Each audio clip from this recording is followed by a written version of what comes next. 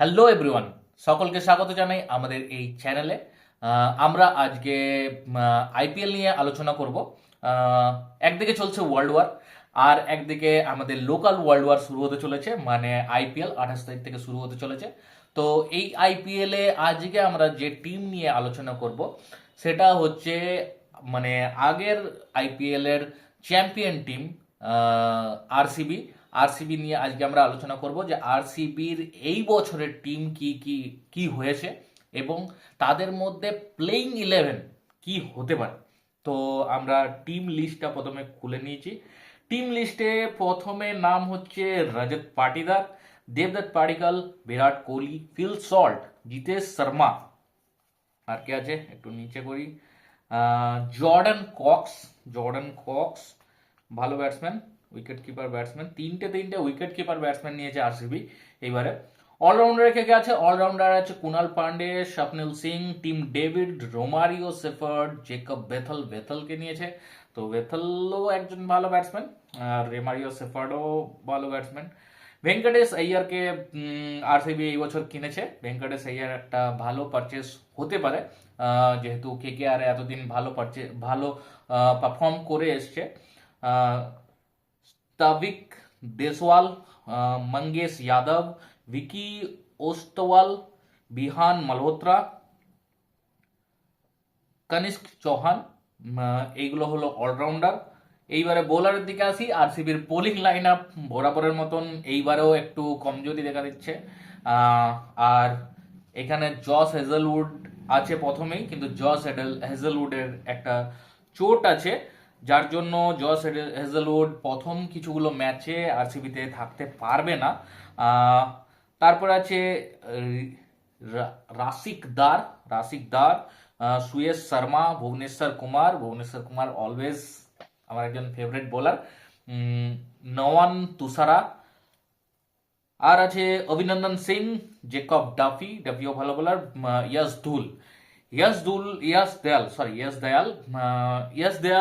দয়ালেরও একটা চোট রিসেন্টলি সামনে চলে এসছে, তো ইয়াস দয়ালও মনে হচ্ছে যে এই বছর খেলতে পারবে না। ইয়াস দয়ালের জায়গায় অন্য কাউকে আরসিবি নিতে পারে। তো এখনো পর্যন্ত তো কাউকে নেয়নি। এখনো পর্যন্ত আজকের যে লিস্ট আছে সেখানে ইয়াস দেয়াল এখনো পর্যন্ত আরসিবিতে আছে। তো এদের মধ্যে প্লেইং ইলেভেন কে হতে পারে? আমার মতে প্লেইং ইলেভেনটা একটুকু আমি আলাদা ভাবে দেখছি।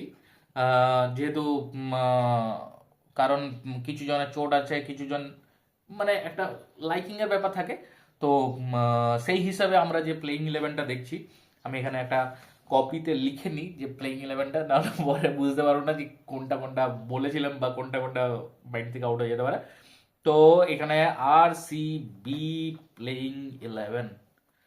তো ফার্স্টে কে রাখছে? ফার্স্টে ওপেনার থেকে শুরু করছি। ওপেনার আমার মতে কে কে হতে পারে? ওপেনিং আমি করাতে পারি Phil Salt, obvious choice. Phil salt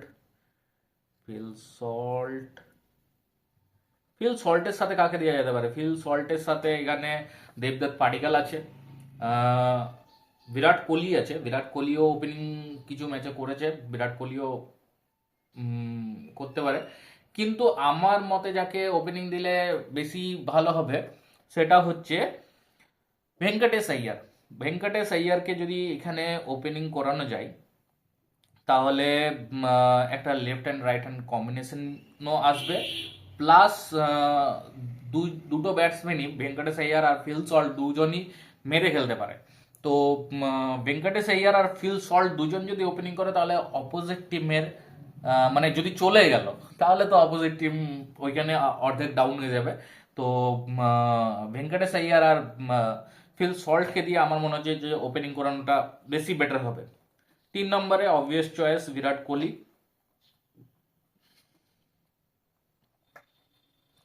4 নম্বরে কে আসতে পারে? 4 নম্বরে দেবদত্ত পাডিক্কল আছে, রজত পাটিদার আছে।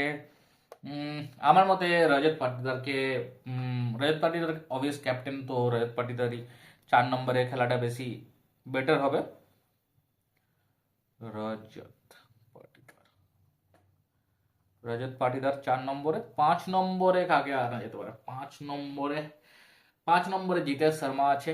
জিতেশ শর্মাকে আমার মনে হয় যে খেলানোটা বেশি বেটার হবে, কারণ আগের বছর যে হিসাবে জিতেশ শর্মা খেলে এসেছে, তো জিতেশ শর্মার ফর্মও এখনো পর্যন্ত ভালো আছে।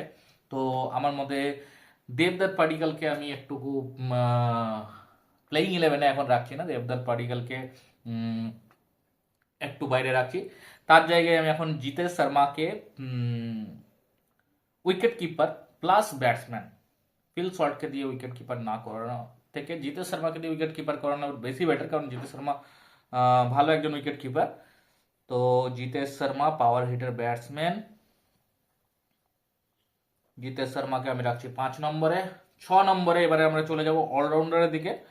অলরাউন্ডার অলরাউন্ডার আছে। অলরাউন্ডার প্রথমে ব্যাটিং দেখতে হবে আমাদেরকে, ব্যাটিং করতে পারে ভালো এবং বোলিংয়েও কিছু কন্ট্রিবিউট করতে পারে। তো আমরা প্রথমে রাখবো আহ, টিম ডেভিডকে। টিম ডেভিডকে আহ, মানে আমার মতে যে একজন বেস্ট পাওয়ার হিটার, টিম ডেভিডকে আমি 6 নম্বরে রাখবো।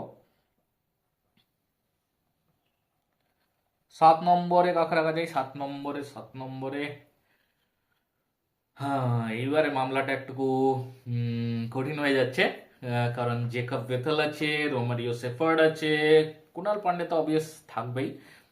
তো কুনাল পান্ডে যেহেতু স্পিন, সেহেতু কুনাল পান্ডেকে 8 নম্বর রাখবো। কিন্তু রোমারিও সেফার্ড আর জেকব বেথেল দুজনই উম, দুজনই প্রায় ইকুয়াল ইকুয়াল। তো কাকে রাখা যায়? উম, আমার মতে যেহেতু ব্যাঙ্গালোরে খেলাগুলো আছে, তো রোমারিও সেফার্ডকে আমি বেশি প্রেফার করব, কারণ রোমারিও সেফার্ডের হিটিং পাওয়ার অবভিয়াসলি অনেক বেশি। তো রোমারিও সেফার্ডকে আমি রাখছি 7 নম্বরে। রোমারিও সেফার্ড কে রাখলাম 7 নম্বরে।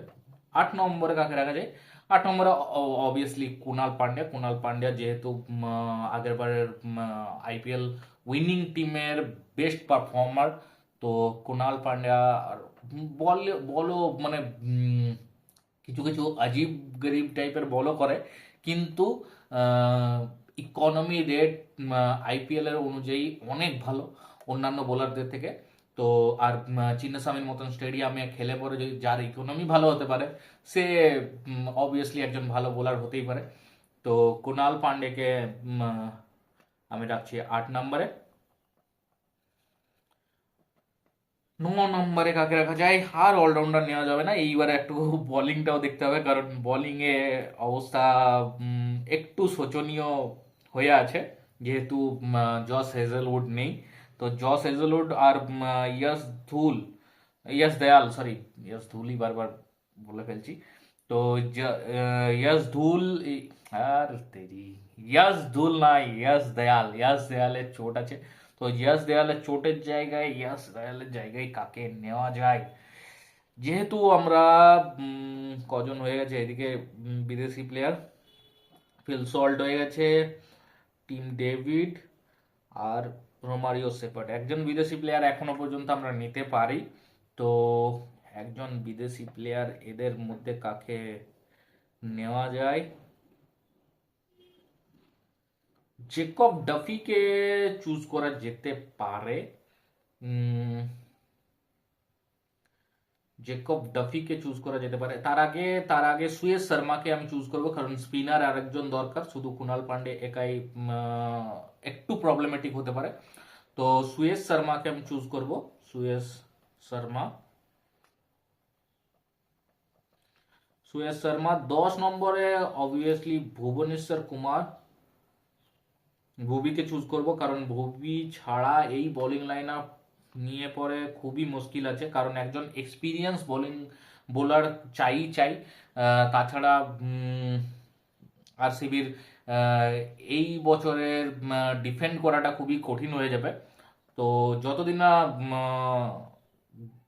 হেজেলউড আসছে, ততদিন ডাফিকে খেলানো যেতে পারে। বা অভিনন্দন সিং, আমি শুনছিলাম যে ভালো বল করছে, তো অভিনন্দন সিংকেও খেলানো যেতে পারে। কিন্তু আমি প্রেফার করব এখন, কারণ যেহেতু একজন বিদেশি বোলার রাখলে বেশি মানে একটা এক্সপিরিয়েন্সের ব্যাপার থাকে, একটা ইন্টারন্যাশনাল বোলারের ব্যাপার থাকে। যেহেতু অভিনন্দন সিং এখনো পর্যন্ত কোনো ইন্টারন্যাশনাল খেলা খেলেনি, তাই আমি ফার্স্টলি প্রেফার করব জেকব ডাফিকে। জেকব ডাফি জেকব ডাফি এই 11 জন হয়ে গেল। এদের মধ্যে বোলিং করতে পারছে ভুবনেশ্বর কুমার, ডাফি, দুজন বোলার হয়ে গেল, সুয়েশ শর্মা তিনজন বোলার হয়ে গেল, কুণাল পান্ডে চারজন বোলার, একদম পারফেক্ট 4টে বোলার হয়ে গেছে। এরপর টিম ডেভিড আর রোমারিও সেফার্ড দুজন মিলে কিছু ওভার পার করে দিতে পারে, প্লাস ভেঙ্কটেশ আয়ারকে দিয়েও বল করানো যেতে পারে। তো মানে যদি কারো দিন খারাপ থাকে তখন ভেঙ্কটেশ আয়ারকে দিয়েও 1-2 ওভার তো পার করাই যেতে পারে।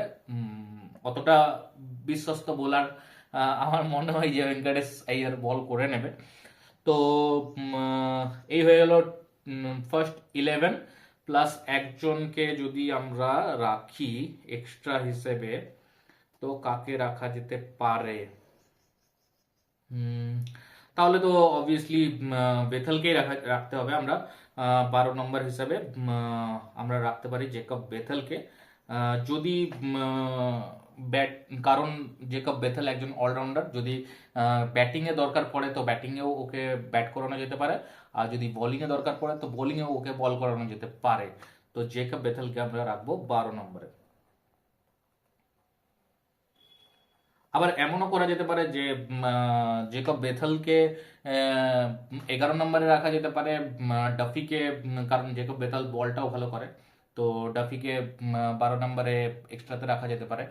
তো এই হয়ে গেল আমাদের 11। Phil Salt, Venkatesh Iyer, Virat Kohli, Rajat Patidar, Jitesh Sharma, Tim David, Romario Shepherd, Kunal Pandya, Suyash Sharma, Bhuvneshwar Kumar, Jacob Duffy আর জেকব বেথেল। এই হয়ে গেল আরসিবির টিম 11 বা টিম 12। তো এই এই টিম নিয়ে খেললে আমার মনে হয় যে একটু ফার্স্ট দিকে ব্যাটিংয়ে তো কোনো অসুবিধা নেই, কিন্তু বোলিংয়ে একটু অসুবিধা হতে পারে। কিন্তু হেজেলউড যদি চলে আসে তখন এই বোলিং লাইন আপটা একটু বেটার হতে পারে। আমি বলছি না যে পুরোপুরি যে খুব ভালো বল করে দেবে, কিন্তু একটা জিনিস আমি দেখেছি যে যখন খুব ভালো একটা পারফেক্ট টিম হয়ে যায় তখন কিন্তু সেই টিম জিততে পারে না। কিন্তু যদি সেই টিমে একটু ফ্ল থাকে, একটু মনে হয় যে না এই বছর ঠিক ইয়ে করতে পারছে না, এই বছর একটু ব্যাপার আছে, কিন্তু সেই বছরের টিমগুলো জিতে। তো এই বছর আরসিবি এখনো পর্যন্ত যেটা মনে হচ্ছে যে বোলিং লাইন আপে একটু সমস্যা আছে। তো সেই হিসাবে যদি আগের বছরের মতন দেখতে যাই, তো আগের বছরও একটু বোলিং লাইন আপে প্রবলেম ছিল, তো এই বছরও আছে। তো আরসিবির ফ্যানদের জন্য এই বছরও একটু মানে হতে পারে যে জিতে যেতে পারে, হুনুস।